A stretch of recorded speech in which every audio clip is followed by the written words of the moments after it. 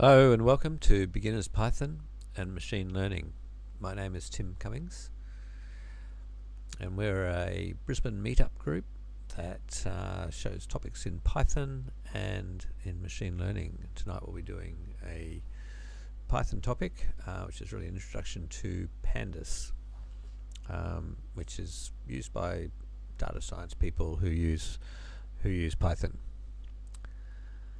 So in tonight's session it is live, so you can ask questions, and I'll be watching on the Slack channel Learning to Code for our Beginners Python Slack channel, and the instructions for how to join that are at the bottom of the meetup details and probably on the YouTube video as well. So you just email skypyproject@gmail.com. You can also send chat messages in YouTube chat, and I'll try to keep an eye on them. Alright, now we're going to use Google Colab notebooks tonight, so you don't need Python or pandas installed on your computer. You can do it all in a Google notebook, a Jupyter notebook run by Google Colab. So there's a link to that just below this video, and I've prepared one for tonight. So if you want to open that link, that'll bring up the notebook that I've prepared, but you'll want to be able to save it. So the first thing I recommend you do is copy it to your own drive. So there's a button here called copy to drive. So if you click on that, that will create a copy of the notebook, and you'll be able to add cells, make changes, and save all the changes without affecting anyone else. So I might share that with you so you can see what I'm doing. You'll just be viewer. So copy the link. That's good. And I'll just share that on Slack and the YouTube chat.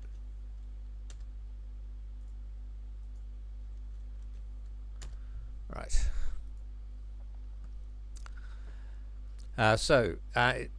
We are catering for beginners, so if you do have any questions on anything that I'm doing, if I'm going too fast or you don't understand how I did it, even if you don't understand how to use Google Colab, just ask a question on those chat areas. Alright, now the first thing we need to do, we've got our copy. This is our copy of Meetup 203. And we'll connect, and clicking on connect, Google will set up a virtual private server for us running Ubuntu operating system, and now we can do things with this notebook. Now the notebook is made up of cells. They can be text cells like this one here, which is formatted text, or they can be code cells, and you can see if I hover in between them I can add in extra code cells or extra text cells. So the code cells are mainly designed for running Python code, but you can actually jump down to the shell and run some like a bash code by putting an exclamation mark out the front. So for example, if we want to determine which pandas Google Colab is going to give us, we run this command from bash, which is pip list, and we pipe that through grep to just find the thing that just filter it on the word pandas. Otherwise we'll get way too many things. They've got a lot of stuff. It's like an Anaconda install. They've got lots of third-party libraries installed that we can use, but one we're interested in tonight is pandas, and that's reasonably up to date, 2.0.3. I think pandas is 2.2 is what the current one is, but that's not too bad. Alright, now if you're writing some Python code, the common way of referencing the pandas code is to import it, but not just as pandas, but as PD, just to save on typing. And that's such a common thing that everyone does, so I'm going to do it too. Import pandas as PD, and now we can just put PD prefix against any methods or classes that we're trying to call in the pandas library. So let's run that by pressing the play button here. and you can see that Colab tells you the order that you've run them by putting a number in there. I can't hover over the number because it becomes a plaything, but there, that was number 1, that's number 2, and now we're in the 3rd cell. Okay, so pandas is all about handling data, so let's get some data, and I'm going to go to the Brisbane City Council. It's got some open data.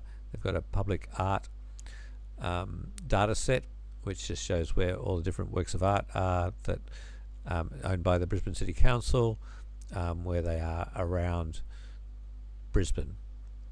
So we're going to, you can go there to find out more details about it. I won't go too much into details other than to say there's a CSV file at this URL that we can import, and it used to be in CP 1252 character encoding, and so we needed to specify the character encoding as well.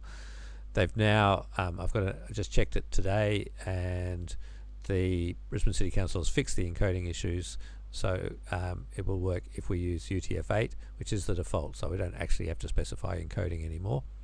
I tried it with these other encodings, they also work, so what I think they've done is just converted everything to ASCII. That just works with all those encodings. Alright, so we're going to use the pandas function, read CSV, by giving it a URL, and it's going to go off to the internet and the web and grab that CSV file and import it into a data frame. And we're going to store that data frame into our variable that I've called df_art. Now we could call it anything, but that's what I'm going to call it, and I like to call my data frames starting with the df because it reminds me that it's a data frame. Alright, so we've got a question here. Ashok Gupta, there are other free data sources. Yeah, there's lots of free data sources on the net. I like using Brisbane City Council. They've got this open data system, but there's other ones as well that you can get data from.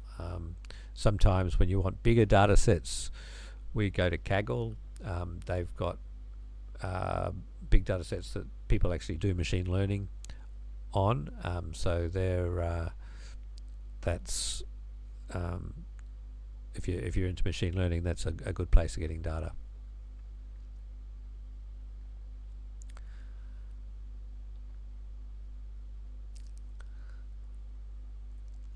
Alright, so in a Google Colab cell, if on the last thing that you do is just give a variable name, it will actually display that variable.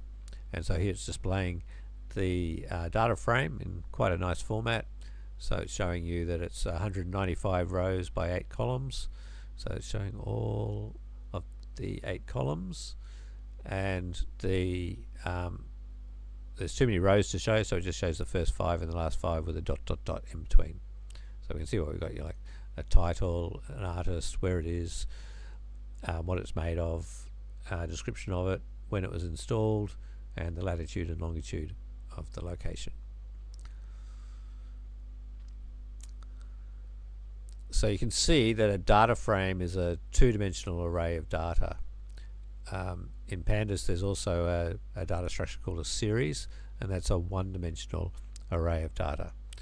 So each column in a data frame can be used as a series, and we just use the square bracket notation with the name of the column to isolate just one column. So if I've got my data frame here, and then in square brackets I put the name of a column, item title, and you can see that's the name of this column here, then pandas will return a series.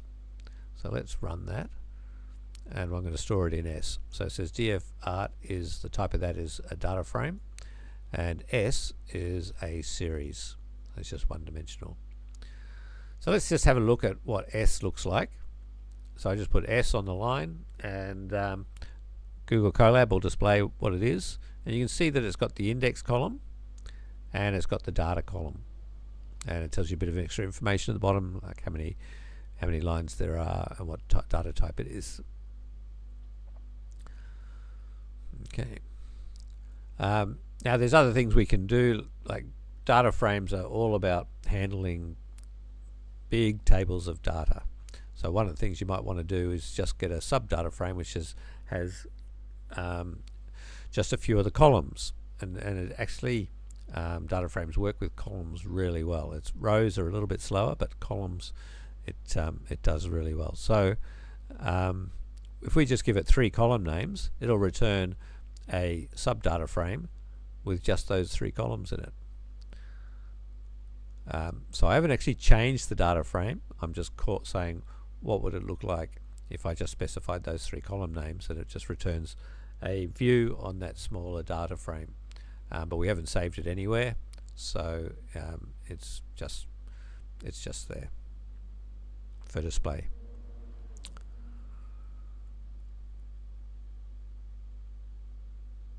Right, now we'll just jump down to here. We've got click on the wizard to view the data frame in Colab. So you can see that Colab has got extra features to handle data frames. One of them is convert this data frame to an interactive table. So let's have a look at what that looks like. So this is our interactive table. I imagine we can go through different pages of it. We can change the number that we're viewing per page. So that's all very nice. Okay. And there's also charts. So it'll do some charting for us. So we can say suggest some charts, and it gives us a few charts. So it's suggesting 2D distribution. So let's choose this one here, and it gives us some particular code. Alright, so let's copy that code and paste that into a cell. Let's see, add cell, that'll just put it in for us. And let's run that. And there we go, it's done a little chart of that data. So it's done latitudes and longitudes.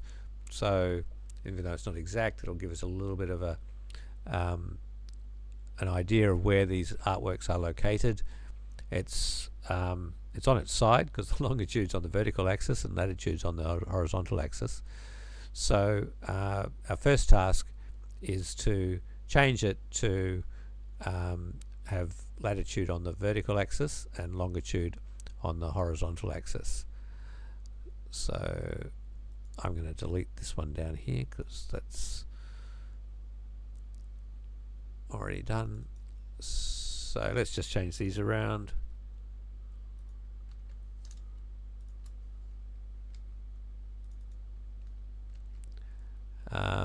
And the other thing we could do, we could change the scatter point size S from 32 to 7. Let's make it a smaller number, 7. So let's change that 32 to 7. And let's run that. So you can see what it's doing. It's using this variable df4. Now that's not a variable we created, so that's a variable that Google Colab has created when we clicked on the suggest chart button. So it's stored the data frame into this variable starting with an underscore, so we doesn't get mixed up with our names. And then it's called the plot function on it, and it's also done this one, the spines it wants to turn off. So what are those spines? Let's turn that line of code off just to see what the difference is. And really that line was all it needed, why it needed to import matplotlib pyplot as PLT, just so it could do that line. So we turn that off, and now we can see that these must be the spines, and they just decided that they wanted to turn it off. I'll show you, we're now getting this line here displaying and that's because df4.plot, actually that's the text it will return. So if we don't want that to display, we'll just stick a semicolon at the end and run that, and that'll hide that text, but it'll still display the plot for us.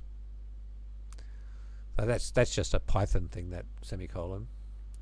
All right, we've got Freigeist from Switzerland joining us. That's fantastic.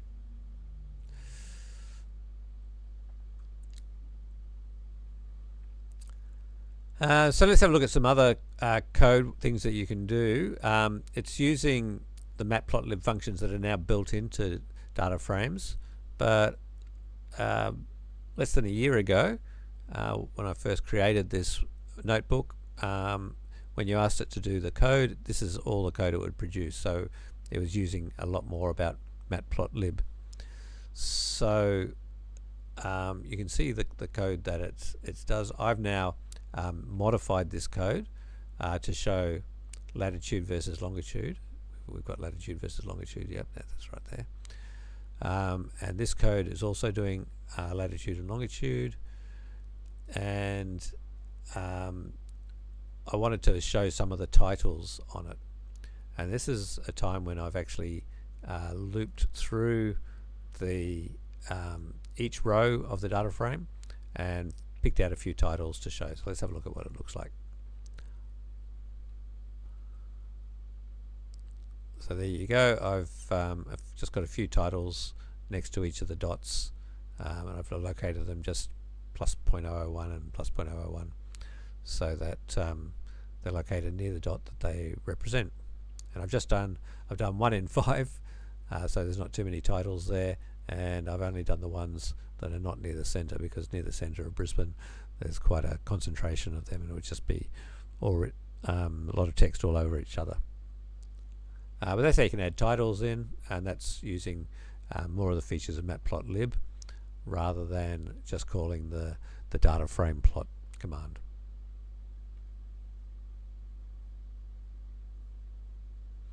Let's make the plot size a bit bigger and see what it looks like.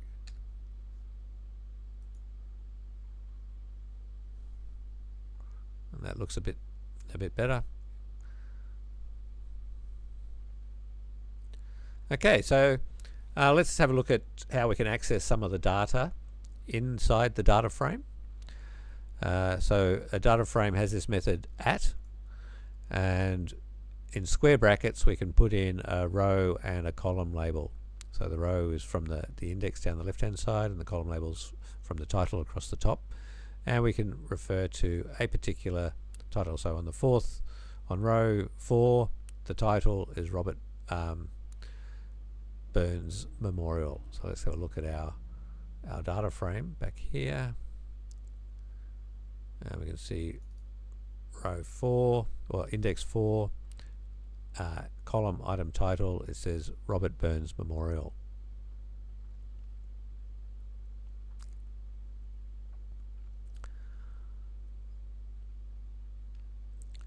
So there are different ways to accessing part of the data frame.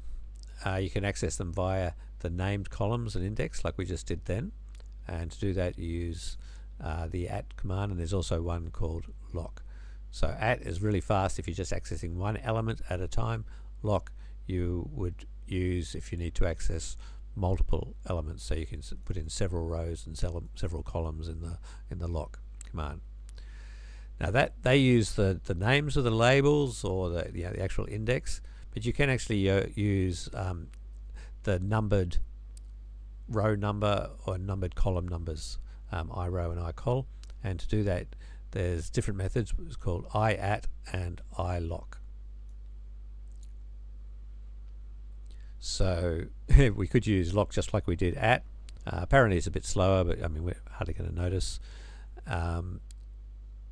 So that's, once again, we've used the index value of 4 and the column label of item title. When you're using lock, we can specify several using slices. So if we want to slice from 2 to 5, we can for the rows, and we don't have to specify anything for the columns, it'll just give us all the columns. then we get 2 to 5. Now you notice this is different to how Python would normally slice things. If you said 2 to 5 in Python, it would give you 2, 3, 4, but not the 5. It gives you up to, but not including. So when you're using lock, it gives you including, so you just have to be aware of that. Now if you want all the rows but only some of the columns, you can do the same sort of thing. You can do slicing on the column name. So we want to go from artist to material, inclusive. We don't want item title. We don't want these other columns at the end. But because this is now this is on the columns, we also have to say what rows we want. We want all the rows, so we'll just put in a colon that just says everything. And so that's given us all the rows and just those columns between artist, the location, and material.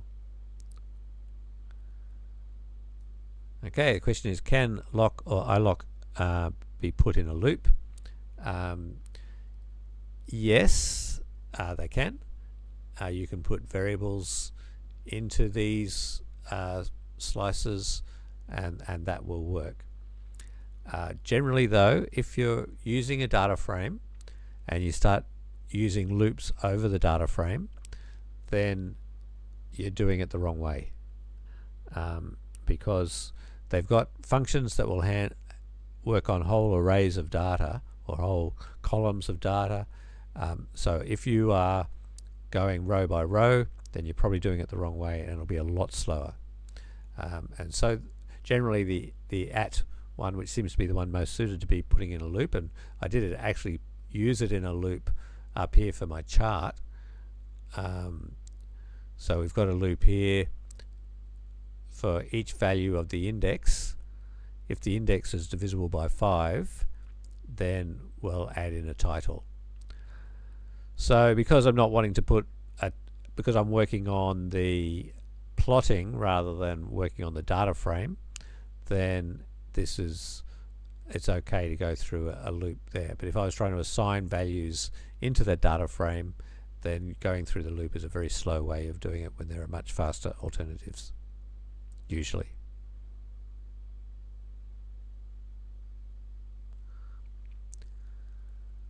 Alright, now let's have a look at all the column names. We can refer to it just by .columns. That's just an attribute of the data frame as the columns, and you can see it's returned back here an index with all those column names. Now when I first created this notebook, we had some problems that some of the column names had trailing spaces, and so I needed to rename them. So I put in a little code here to strip off any trailing spaces and store the new names in a dictionary, and then I could use the rename function to rename those columns. Now when I look at it, it's the old names and the new names are exactly the same, because Brisbane City Council's fixed up their data, like they've fixed up their encoding. They've also fixed up the names on the columns, so I don't need to do this. But if I wanted to do it, this is what I do. So I use dfart and I run the rename method, and what rename will do, if you just specify columns like this, like a dictionary of old column names to new column names, then it will return a data frame with those new column names without affecting dfart itself, the original data frame. So we wanted to just change the original data frame, so we put in this extra parameter, in place equals true. So pretty much anytime you do one of these commands that look like they're changing the data frame, they won't do it to the data frame they're being called on unless you specify in place equals true, because in place is the default for that is false. So what that will do is it'll return a new data frame, and you just store that new data frame in another variable, which is great for making sure you don't affect the original data. It does use more memory though. Okay, I even put in some code here to check why we were getting spaces in the column names, and that was because they were in the original CSV file. So the code's still useful for us. We can have a look at what was in the CSV file. You can see there's no spaces there now. So the CSV file's got column names as the first row, and then all the data as text separated by commas, and when the text itself includes some commas, then they've put double quotes around it. So this text here has got a comma in the text, so they've had to quote it. This one here has been quoted. Why has that been quoted? And that's because it's got this column here in it, comma. Yep. Okay, so that's where our original CSV file data came from to create the data frame. I also put in here some code to look for bad encodings when we try to convert the bytes that came from the file into Python Unicode strings. Now I don't get any problems at all, and so Brisbane City Council have fixed that data, and that's tried all of these different encodings.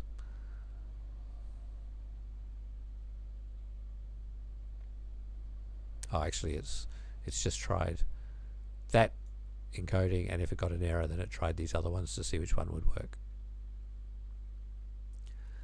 Okay, let's remind ourselves of what our data frame looks like, and we'll go on. Okay, now this is a concept of how you can select particular rows or columns. Is you can use a list of booleans. So a boolean is just true or false, and so here I've said true, false, false, false, false. So I've just got this first column and the third column are true, and all the others are false. And so by saying that,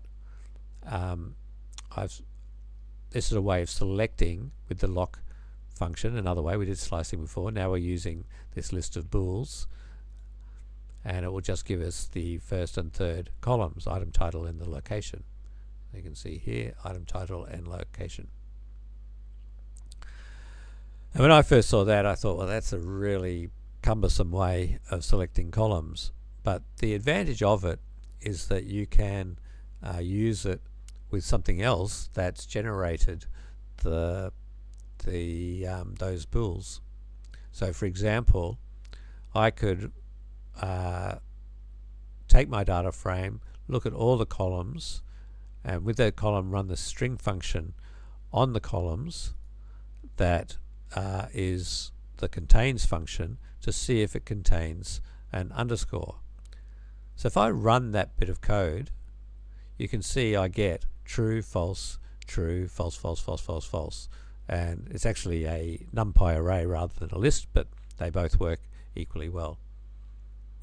So now using that, I can put that together into my lock function, and I can say I only want the columns that have an underscore in the name, and show me the data frame that way. And so you can see how powerful these data frames are, is that you can specify your columns using these sorts of functions.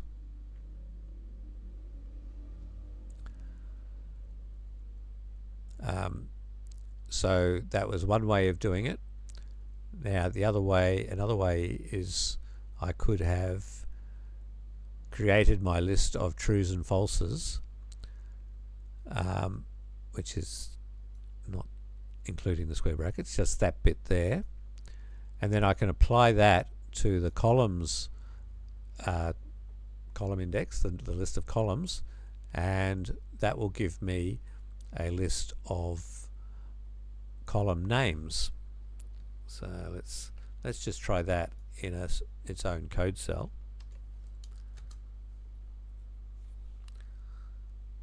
So remember, this bit here gives me a list of trues and falses. Then this bit here is now giving me a list of column names, and then I'm adding that list of column names into dfart in the square brackets, and then that will just return the subdata frame with those column names. So that's another way of doing it.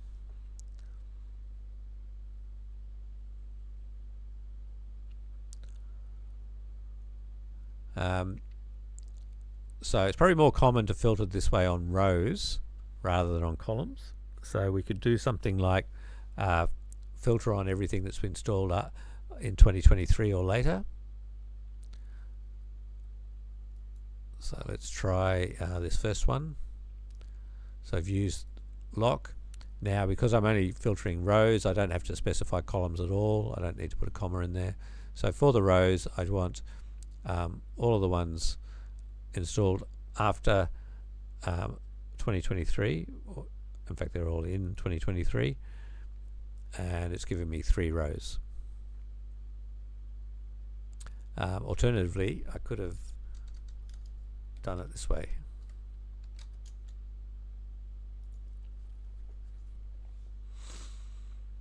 So remember, this here is just returning a list of trues and falses, and it'll be a lot of falses until it gets to row 192, and then it'll be 3 trues in a row, and then and that's the end of the list.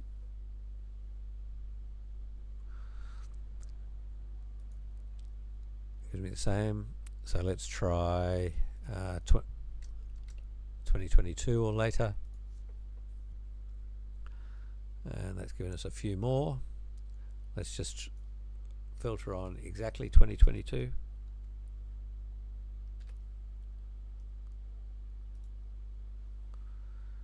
And there we go, just the 4 that are in 2022.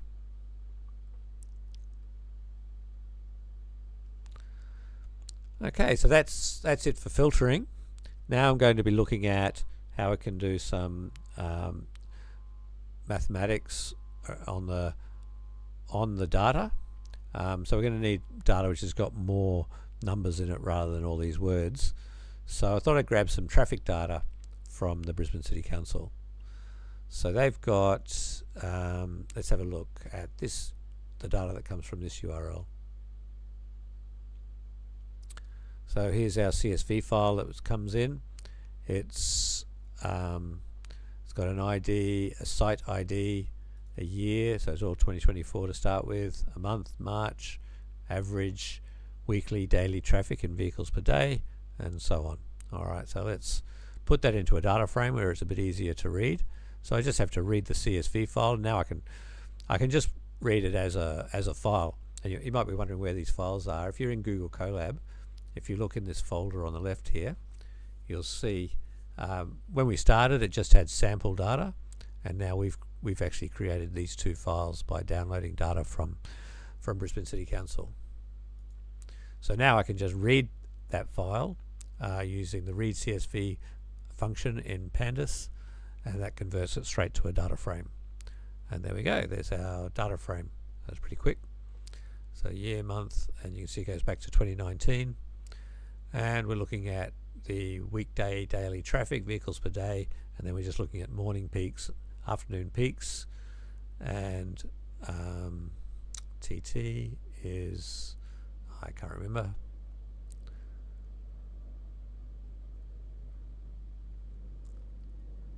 Time to transit, I think. Anyway, that's the data. So say we wanted to add a new column called volume per hour average. Now we've got the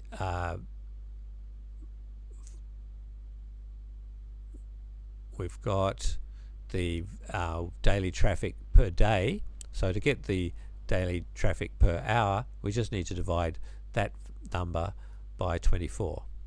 So we can do that in just one line, which is really the power of pandas here. We take our pandas column that gives us a series of data, and we just put in divide by 24. Now that's like, normally that wouldn't work with a Python, the divide by operator, but because pandas has overridden that, whenever you're dealing with data frames, it knows what to do. So it'll create a new column, and creating new columns is quite fast in pandas, and add it on to the end of our data frame. So let's run that and see. So you can see now we've got a last column here, volume per hour average, and it's just taken these numbers here and divided each one by 24. So 29,000 divided by 24 is just over 1,000, 1220, etc. So it's just quickly created that extra column. So that was pretty quick. And you can do more complicated formulae, like you can have formulae that are based not just on scalar values like this, but on other series. So for example, if I want to find the average TT peak, given that I've got the morning and the afternoon peaks, I want to have the weighted average, so I multiply the morning volume by the morning average and add that to the afternoon volume multiplied by the afternoon average, and then divide by the total volume of the morning and the afternoon. So there's my formula, and I'm going to create that into a new column called average TT peak in seconds. So let's run that, and it's taking a bit more time.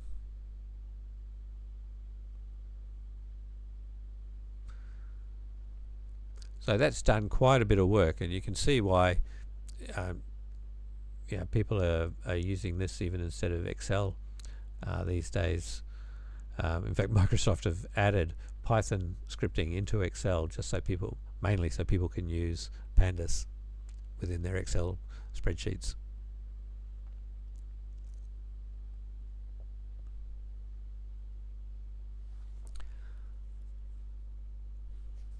Okay, so now I want to filter all the data that has a month of May, regardless of what year it's in. So I'm going to use my techniques we learned before about creating a filter. So a data frame series, and then if you say equals something, that'll return a list of trues and falses, or like an array, and then I can apply that to the data frame itself to get all the rows that have that data. So let's do that. You can see I've got 2023 May all the way down to 2019 May. So all these other months of the year have been filtered out. I've now only got the months of May.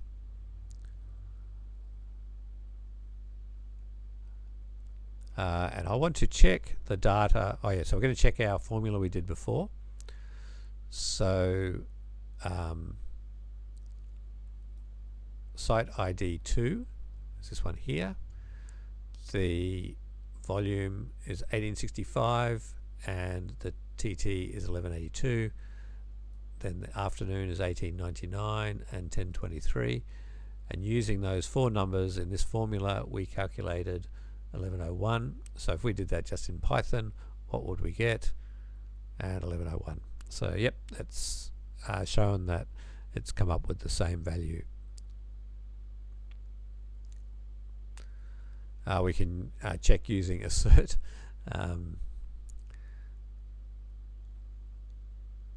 So I'm going to assert that this value we calculated in Python for this single set of numbers is equal to this same thing calculated. So it's going to do a filter, and the filter is going to be, I want the year 2023, I want the month of May, and I want the site ID 2, and it's going to be on this column here, and the because that'll return an array, I then take the 0th index of that and check that they're the same, and then I'll display. So if that assert had failed, I would have got an exception. I didn't, so that's all good. And then I've showing that value here. Now you see how I've made a complicated filter. I've got a few things here, each one which will return trues or falses, but then I've put ands in between because I want them all to be satisfied. But I haven't used the Python AND because that's a keyword, and this is something that pandas wanted to be able to take control of, and they can't take control of the keywords like that. So they've taken control of the ampersand operator, and so if you are wanting to create these filters in pandas, then use the single ampersand operator, and that will be like an and then if you use a single pipe symbol, that'll be an or. Alright, so I've got here what is assert, Assert's the thing that you put in when you're testing your code. You don't normally put it in when you're running in your production code, but if you're wanting to check that something came out right, so you could say I want to assert that 3 plus 4 equals 7, and if I run that, if it's true on the left hand side, and if this thing the whole thing returns true, then nothing will happen. But if I if I said I want to assert that 1.1 plus 2.2 equals 3.3, and I go, well, I think that should work, and then I run assert on that, it gives me an error, and it says actually that's a mistake because you're using Python floating point numbers, and Python floating point numbers have floating point errors in them. So that will, if I what am I doing? 1.1 plus 2.2. Actually, in Python, using floating point floats will give me 3.3.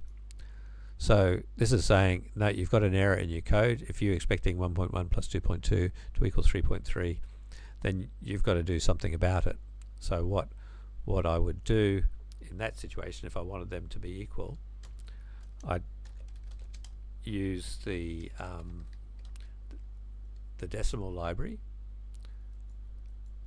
Let's see, I'll go from decimal, import decimal as D, and then we'll go assert that D of, and I have to put these as strings so that Python doesn't convert them into floating point numbers, and that put the error in early on.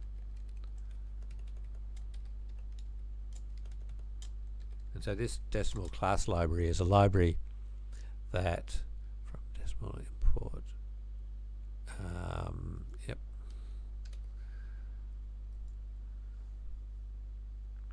There we go. So that's now run. And if you want to print what that is,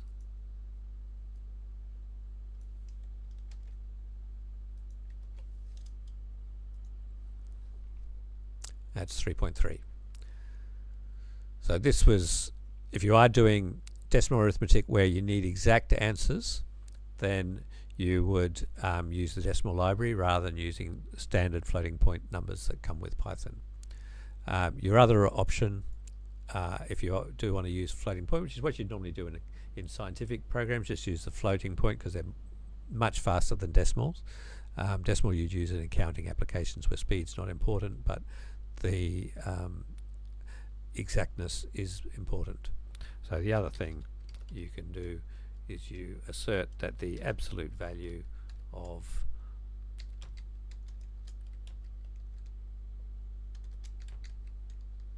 something is less than, and just whatever accuracy you're prepared to accept, and that is fine.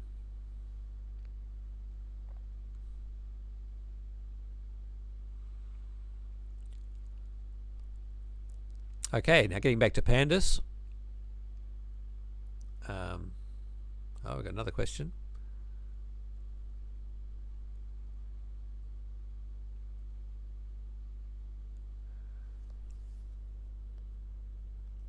All right, so Leo said assert 1 plus 1 equals 2. No, they are not equal message. Oh, yes. So let's show this as an example. So you might want to say what you want to do if they are not equal. You want to give a particular message. So in this case, it'll, no, they are not equal message.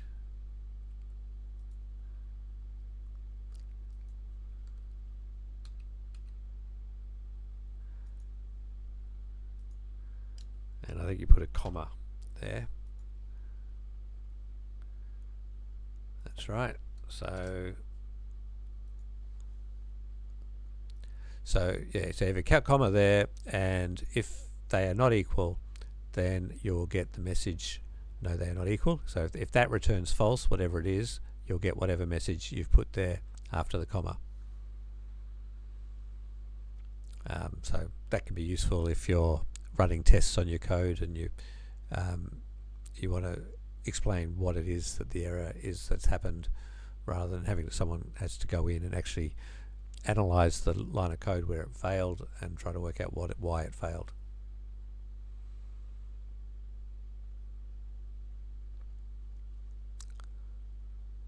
Okay, now you saw using this syntax for creating a filter.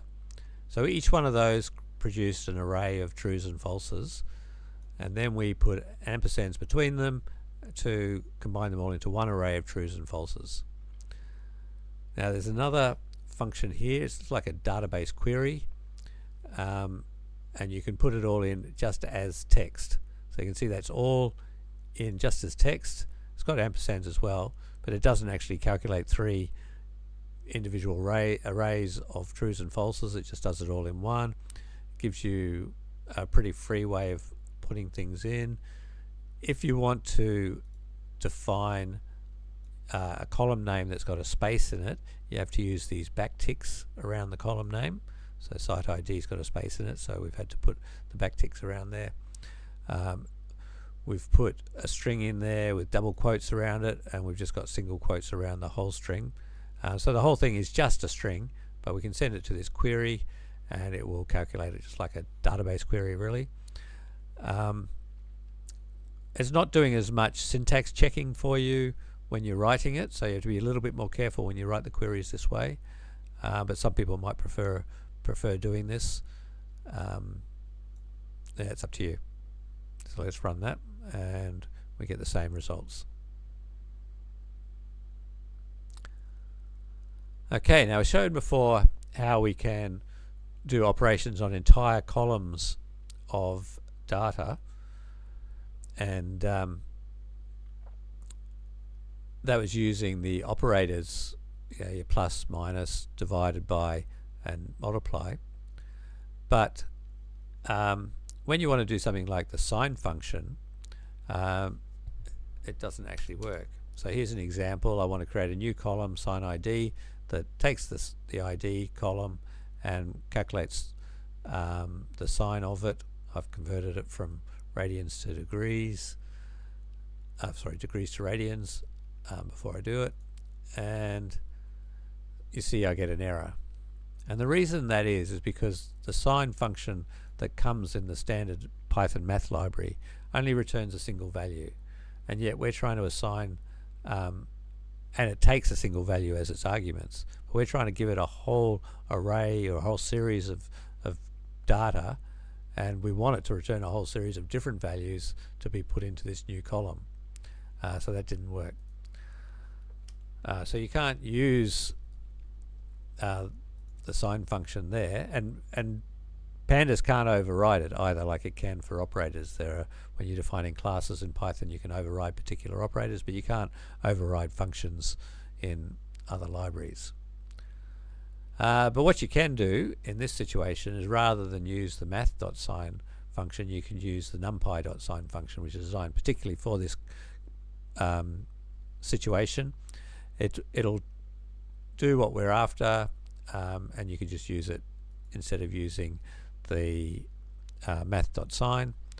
But if you give it an array of data, it'll return an array of data, and then with that array of data we can then add it into the column. So you can see on the right hand end of this data frame, we now have a sign ID column, which is a sign of the ID column that's over here on the left.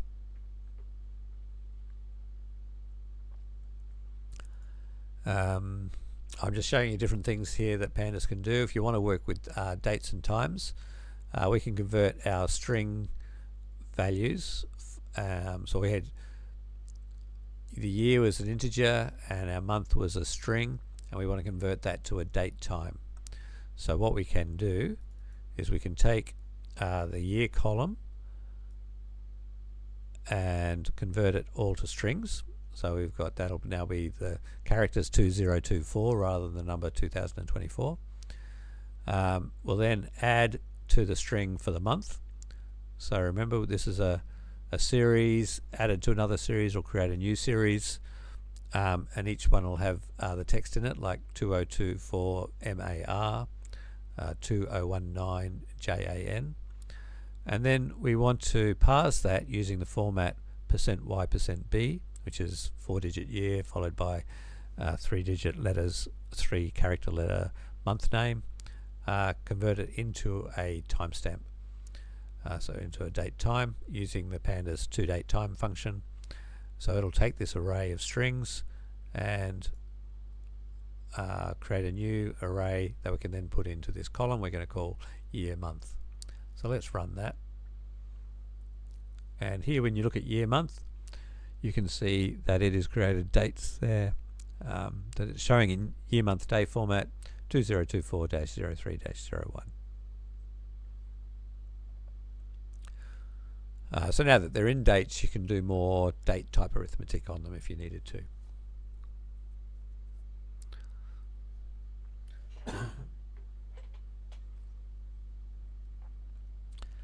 All right. So our next challenge down here, make the site names more interesting than site ID and take a portion of the data frame. So we're going to add, so we've got 1, 2, 3, 4. We want that to be site 01, site 02, site 03, site 14. So we're going to do that using, we're going to add site space in front of the site ID, which is currently an integer, but we're going to convert that to a string, and then we're going to call the string function on that 0fill to pad it to 2 places, and that'll make these first ones have a 0 in front of them. And then we're going to create a new data frame df_vol, which is just these columns. So they'll have this new site name that we've created, it'll have the year month that we created, and it'll have this average weekly daily traffic. We'll just have a look at the first 30 rows. That's what head does, just have a look at the first 30. It doesn't change the data frame in any way, just gives us 30 rows to look at. So you can see what we've got. 0, 1, 2, 3 is our index, our site names, site 1, site 2, site 3. A year month is our date and time, and vehicles per day. So that's looking good. So there's March, February, and it keeps going, but we stopped it at 30. Now we can pivot this data. So this sort of format is great for databases, but if you're often when you're wanting to look at the data, it makes more sense if you can spread it out. So if we use the pivot function, I'll just do the pivot so you can see what it produces, and then you can see how it's being created. So that site name column has now become the column index, and so the columns are listed all the way across up to site 18, and I think that might be, yep, there are only 18 sites. And then the dates are just down the left hand side, so it's really compacted the table for us to view it. And we can, on one particular day, we can see how the spread is across the different sites, or on one particular site we can see how the spread is across the days. And so that's pivoting can be quite useful. And there's a, if you want to go back from a pivot, there's a function called melt. Now right at the beginning I gave you a reference to the pandas website where there's very, very good documentation. There's also, if you want to use the help functions, there's very good documentation there as well. So if I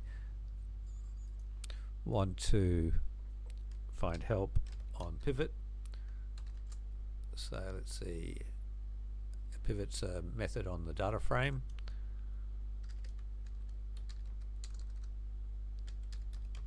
I put the pivot, I put the method name in there without the parentheses, and then I run that, and that will return this very good help. And you can see how comprehensive it is. It gives you examples, it shows you all the parameters that you can provide to the method, and they're the examples. It creates examples for you, and you can actually use this data, copy and paste it, and use it in your own cells, and play around with it to try doing these functions.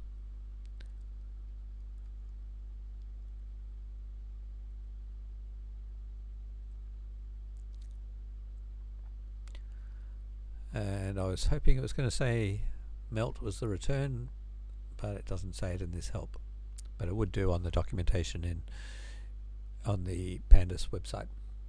Alright, so if there are any final questions, otherwise that's it for me. I hope you learned something.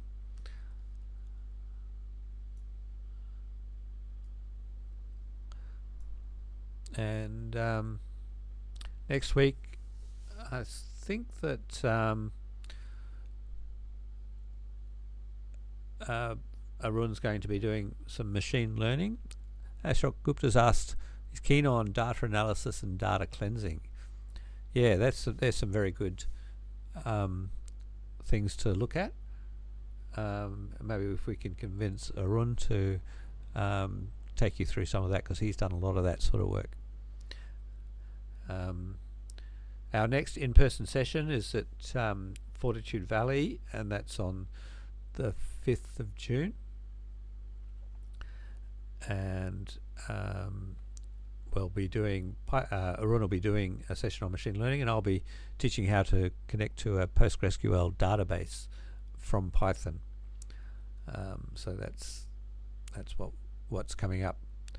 But yes, certainly very good to give us feedback on what things you're looking for, because we'll add that into our list of topics that we provide.